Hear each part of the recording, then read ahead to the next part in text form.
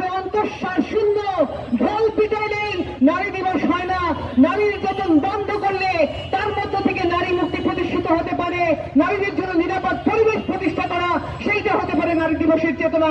আমরা অবিলম্বে এই ঘটনাগুলি দৃষ্টান্তমূলক শাস্তি দাবি করে, বিচার দাবি করে মহিলা ফোরামের পক্ষ থেকে সবাইকে এই নারী নির্যাতনের প্রতিবাদে সোচ্চার হওয়ার আহ্বান জানিয়ে আমরা শেষ করছি। ধন্যবাদ সবাই। সমাবেশ শুনছেন সকলকে সমাজতান্ত্রিক মহিলা ফোরামের পক্ষ থেকে সংগ্রামী শুভেচ্ছা, বিপ্লবী অভিনন্দন।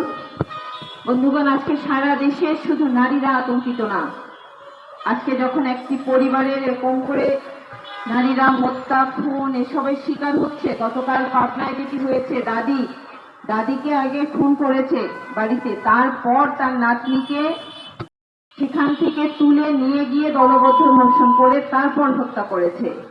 এই যে দলবদ্ধ ধর্ষণ, একটি এলাকায় এই সমস্ত অপরাধের সাথে যারা যুক্ত থাকে তারা সবসময় কোনো না কোনো ক্ষমতার এক্সারসাইজ করে।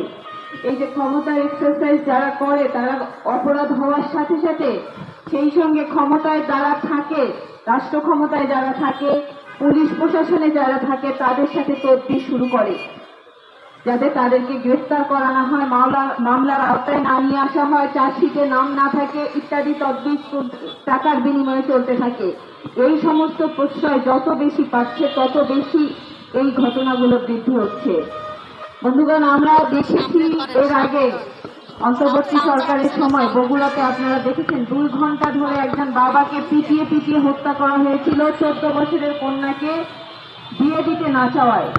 সেই বাবার হত্যাকারী তিনি কিন্তু জামিন পেয়ে বের হয়ে আছেন।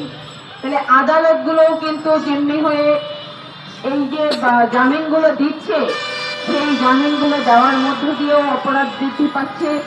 বিচারহীনতা এখানে কি পরিমাণ প্রকট, আপনাদের সাম্প্রতিক সময়ই মনে আছে যে মুরাদনগরের একজন নারীকে কিভাবে বিবস্ত্র করে সোশ্যাল মিডিয়ায় ছেড়ে দেওয়া হয়েছিল। আপনাদের মনে আছে তনু হত্যার কথা। আমরা কিন্তু সেই বিচারগুলো পাইনি। বিচারহীনতা যখন সংস্কৃতি করে তুলে ফেলে তখন আমাদের দেশের সমস্ত মানুষ কিন্তু আতঙ্কিত।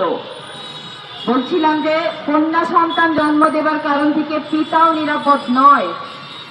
এই নির্বাচন, ত্রয়োদশ জাতীয় সংসদ নির্বাচনের পরপরই 2 দিন পরই বগুড়াতে এক ভাইকে খুন করা হয়েছে তার বোনের উত্তপ্তের প্রতিবাদ করায়। সেটা 2 বছর আগের ঘটনা।